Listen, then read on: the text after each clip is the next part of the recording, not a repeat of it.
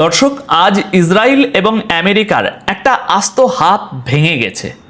পরিস্থিতি এতটাই ভয়ঙ্কর মোড় নিয়েছে যে লিন্ডসে গ্রাহাম ইরানের সাথে আমেরিকার যুদ্ধ শুরু করিয়েছিল, যে যুদ্ধটাকে চরম সীমায় নিয়ে গিয়েছিল, যার কারণে পুরো মিডল ইস্টের 12টা বেজেছে, বাচ্চাদের রক্ত ঝরেছে। শুধু তাই নয়, যে মানুষটা রাশিয়া ও ইউক্রেনের মধ্যে যুদ্ধ বাঁধিয়েছিল এবং বিশ্বের সব বড় বড় যুদ্ধের মাস্টার মাইন্ড ছিল, সেই লিন্ডসে গ্রাহাম গতকাল হঠাৎ করেই এই দুনিয়া থেকে বিদায় নিয়েছে। একটা কথা খুব ভালোভাবে মাথায় রাখবেন, এই লিন্ডসে গ্রাহামই ছিল সেই ব্রিজ বা সেতু বন্ধন যে পুরো যুদ্ধটা সাজিয়েছিল। যখন ডোনাল্ড ট্রাম্প যুদ্ধ করতে রাজি হচ্ছিলেন না, তখন এই লিন্ডসে গ্রাহামই তাকে বুঝিয়ে সুঝিয়ে রাজি করিয়েছিলেন, কারণ সে মনে প্রাণে ইসরায়েলের পক্ষে ছিল। আর আজ সেই লিন্ডসে গ্রাহামের মৃত্যু হয়েছে, বলা হচ্ছে তার হার্ট অ্যাটাক হয়েছে। এখন সে যাই হোক না কেন, আসল সত্যটা হলো সিনেটর লিন্ডসে গ্রাহাম আর এই দুনিয়াতে নেই। একটু কল্পনা করে দেখুন তো দর্শক, এই তো সেদিন যখন যুদ্ধবিরতি হলো, তখন এই লিন্ডসে গ্রাহামই দাবি তুলেছিল যে ইরানের উপর পরমাণু বোমা মারা হোক। সে বলেছিল, মেরে ফেলে ওদের, কিচ্ছু হবে না। আপনি চিন্তাও করতে পারবেন না যে এই মানুষটা ইসরায়েলের জন্য কতটা গুরুত্বপূর্ণ ছিল। যখন ট্রাম্প কোনোভাবেই যুদ্ধের পক্ষে ছিলেন না, তখন এই লিন্ডসে গ্রাহামই তা সে কোনো গোপন অডিও টেপ দেখিয়ে হোক বা অন্য কোনোভাবে ট্রাম্পকে যুদ্ধের জন্য পুরোপুরি ব্রেন ওয়াশ করে ফেলেছিলেন। অর্থাৎ যে মানুষটা এই পুরো যুদ্ধ লাগানোর পেছনের মূল কারিগর ছিল, সে আজ দুনিয়া থেকে বিদায় নিয়েছে। আমেরিকার মাটিতে তার মৃত্যু হয়েছে। এখন পরিস্থিতিটা আসলে কি দাঁড়ালো সেটা একটু মন দিয়ে বুঝুন। দেখুন, আমেরিকার বুকে ইসরায়েলের সবচেয়ে বড় হাতটা আজ ভেঙে গেছে, এটা মাথায় রাখবেন। এই লিন্ডসে গ্রাহামই ছিল ট্রাম্পের পিছনের সেই মূল ছায়া সঙ্গী, যে কোনো মূল্যে, যে কোনো শর্তে ইরানের সাথে যুদ্ধ চালিয়ে যাওয়ার পক্ষে যুক্তি দিত। সে সবসময় বলতো, ইরান হলো শয়তানের আস্তানা, ইরান যতদিন থাকবে ইসরায়েল ততদিন শান্তিতে ঘুমাতে পারবে না। আপনারা নিশ্চয়ই সেই দৃশ্যগুলো দেখেছেন, যখন এই মানুষটা পিট হেগসেথকে ডেকে বলেছিল, তুমি পাকিস্তানের উপর ভরসা করছো? পাকিস্তান ডবল গেম খেলছে, তারা তো ইরানিদের সাথেই দাঁড়িয়ে আছে। সে এও বলেছিল যে ইরানের জাহাজগুলো নাকি পাকিস্তানে লুকিয়ে রাখা হয়েছে, যাতে আমেরিকা সেগুলোতে হামলা করতে না পারে। অর্থাৎ সে শেষ মুহূর্ত পর্যন্ত চেষ্টা করেছে যেন শান্তি আলোচনা সফল না হয়। তার সোজা হিসাব ছিল ইসরায়েল আর ইরানের মধ্যে যে কোনো একজনকে বাঁচতে হবে, আর সেটা হলো ইসরায়েল। ইসরায়েলের নিরাপত্তা তখনই নিশ্চিত হবে যখন ইরান বলে আর কিছুই থাকবে না। দর্শক, এই মানুষটার হঠাৎ করে দুনিয়া থেকে চলে যাওয়ার টাইমিংটা একটু ভেবে দেখুন তো। আয়াতুল্লাহ আলী খামেনির দাফন হওয়ার ঠিক 2 দিন পর এই ঘটনা ঘটল। ইরানিরা কি বলছে জানেন? তারা বলছে, আমাদের সাহায্য শূন্য থেকে এসেছে।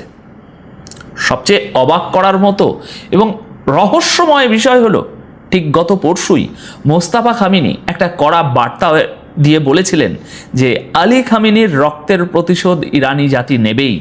আর সেই বার্তায় তিনি পরিষ্কার ইঙ্গিত দিয়েছিলেন যে একেবারে টপ লেভেল থেকে শুরু করে নিচের লেভেলের কাউকেই তারা ছাড়বে না।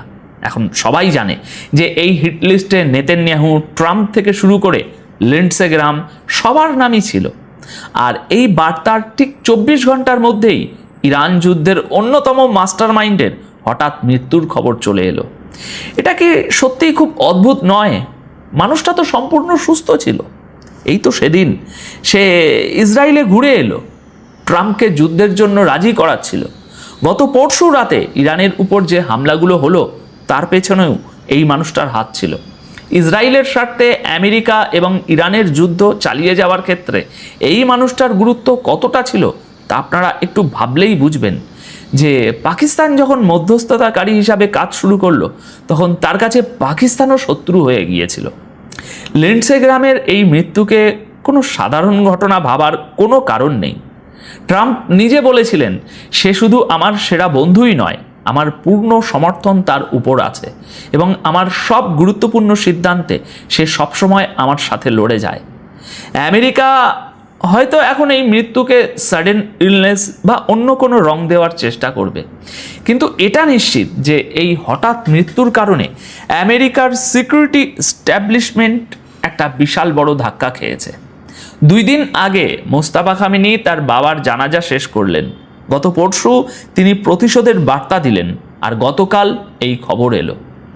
সত্যি বলতে কি এটা এমন একটা সমীকরণ যা সাধারণ হিসেবে মেলানো যাচ্ছে না। দর্শক, আপনারা কি জানেন রাশিয়া নিয়ে এই লিন্ডসে গ্রাহাম কি বলতো? রাশিয়ার উপর আজ যত নিষেধাজ্ঞা দেখছেন, রাশিয়ার তেল বিক্রি বন্ধ করা থেকে শুরু করে ভারতকে রাশিয়ার তেল কিনতে বাধা দেওয়া, সব কিছুর পিছনে এই মানুষটার হাত ছিল। রাশিয়া ইউক্রেন যুদ্ধের পিছনেও তারই হাত ছিল। আর এই তো কদিন আগেই সে ইউক্রেন থেকে ঘুরে এসেছে। এমনকি ট্রাম্প যখন ট্যারিফ নিয়ে যে নাটকটা করছিল, তার পেছনেও এই লিন্ডসে গ্রাহামেরই বুদ্ধি ছিল। যখনই ট্রাম্প ভাবতেন আচ্ছা থাকুক, পরিস্থিতি একটু স্বাভাবিক করা যাক, তখনই এই মানুষটা মাঝখানে এসে বলতো না না না, এটা করা যাবে না, আরও কড়া হতে হবে। উত্তর কোরিয়ার উপর তো সে হামলা করার জন্য এক পায়ে খাড়া ছিল। সে বারবার বলতো উত্তর কোরিয়ার উপর প্রচণ্ড অর্থনৈতিক চাপ সৃষ্টি করে তাদের নিউক্লিয়ার অস্ত্র কেড়ে নিতে হবে। এই লিন্ডসে গ্রাহাম বারবার বলেছে যে আমেরিকার যদি পুরো দুনিয়ার সাথেও যুদ্ধ করতে হয়, তবু ন্যাটোকে মাঝখানে এনে হলেও ইরানকে নিউক্লিয়ার শক্তি হতে দেওয়া যাবে না। সম্প্রতি যে যুদ্ধবিরতিটা হয়েছিল তারও চরম বিরোধিতা করেছিল সে সোজা ট্রাম্পকে বলে দিয়েছিল তুমি ইসরায়েলকে বেচে দিয়েছ, ইরানের কাছে ইসরায়েলকে আত্মসমর্পণ করিয়ে দিয়েছ, এটা কিছুতেই মেনে নেওয়া যায় না। এরপর সে নেতানিয়াহুর কাছে ছুটে গিয়ে বলেছিল আমেরিকা হামলা করুক বা না করুক, তুমি আক্রমণ করে দাও। আর আজ দেখুন, আজ ইসরায়েলের ভিতরে রীতিমতো মাতম চলছে, হাহাকার পড়ে গেছে। তারা কোনোভাবেই এই খবরটা হজম করতে পারছে না।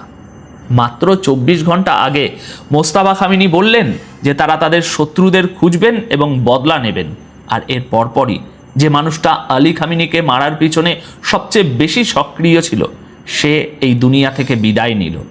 এটা এমন একটা রহস্য যার সমাধান আপাতত কারো কাছে নেই। আচ্ছা দর্শক, মোস্তাফা খামেনি যখন বললেন যে আমার বাবার হত্যাকারীদের আমরা ছাড়ব না, এখন সবাই জানে যে আমেরিকা বা ইসরায়েলে ঢুকে সরাসরি টার্গেট করা তো অত সহজ নয়। তাহলে তিনি আসলে কোন লেভেলের কথা বলছিলেন? এটা একটা অত্যন্ত রহস্যময় ব্যাপার। যদি তারা সরাসরি কাউকে টার্গেট করতে পারে তাহলে সেটা নেতানিয়াহু, কারণ নেতানিয়াহুর বাড়িতে বা তার গোপন আস্তানায় হামলা হতে পারে রেঞ্জের মধ্যে। গতবার যখন হামলা হয়েছিল তখন নেতানিয়াহু কয়েক সপ্তাহ ধরে নিখোঁজ ছিলেন, কেউ জানতো না তিনি কোথায় আছেন। এখন আসল সত্যটা হলো আজ ইসরায়েলের একটা বড় হাত ভেঙে গেছে। লিন্ডসে গ্রাহাম এমন একটা মানুষ ছিল যে সমস্ত মানবিকতার সীমা পার করে গিয়েছিল। ইরানে যখন 168 জন বাচ্চা মারা গেল, তখন সে বলেছিল এটা তো কোয়ালেটারাল ড্যামেজ, পার্শ্ব প্রতিক্রিয়া, এমন তো হয়ই। আজ সেই মানুষটা আর নেই। আপনারা দেখুন, আজ মুসলিম দেশগুলোতে যখন এই খবর শুনে এক ধরনের চলছে, তখন ইসরায়েলে চলছে মাতম। ট্রাম্প আজ চরম আপসেট, তিনি বুঝতে পারছেন না যে তার সাথে হঠাৎ করে একই হয়ে গেল।